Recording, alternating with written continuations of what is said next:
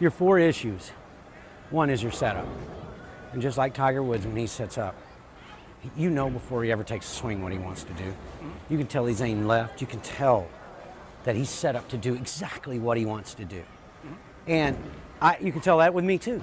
You can tell when I'm set up down here, I'm going to wind on it. When I'm up here, I'm about to throw it as hard as I can. You can tell in my setup. What I'm going to do is give you a setup that is right in between. And I'm going to teach you how to go up and down so that you can add some versatility from the same general setup.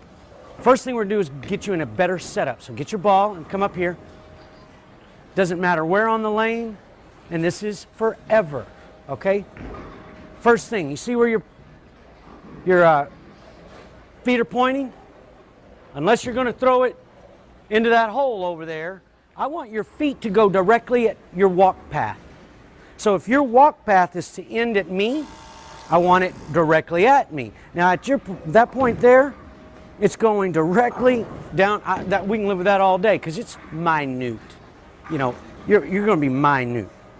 Okay, so that's the first thing is we need to get those. Good thing is they're together.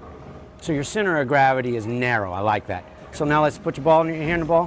What you're doing right now, Tim, is you're putting all of the weight of the ball in your bowling arm.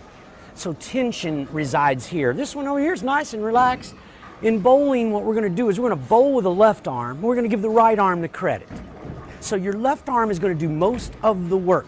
Okay. Your right arm doesn't really do that much. Hand does a little, but your arm does it. So here's what we're going to do. Go ahead and put your hand in. We're going to get both elbows in front of your body so as to brace the ball with your body. If I come and push ball, I want to push body, not arms, okay? So they're going to separate just a little, but they're definitely braced in your body. Now, if you're going to go lower ball speed, you can lower. Higher ball speed, you can raise. In all cases, your elbows haven't moved, you see? Now, we're going to turn the weight of the ball into your left arm. And your left arm, prior to you pushing away, is going to carry at least 90-95% of the weight. If you can get it to carry all the weight, it's wonderful. Few people can do that. When I get the ball in the weight of the ball, see what I've got to do is I've got to get your hands closer together, almost like a book.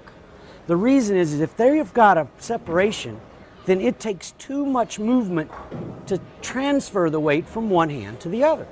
So as they come together, it takes less movement to you see Brian Voss, Norm Duke, Dave Ferraro, guys like that.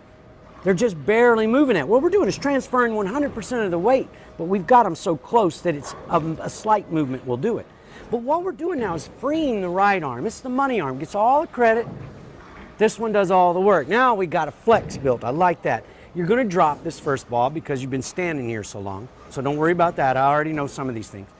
Can you go left hand right, left hand right? Let me see it. In other words, 100% left, 100% right. That'd be 100, that'd be 100. Okay, go 90-90. Now that is exactly what I want you to feel. Now here's what the first placement is.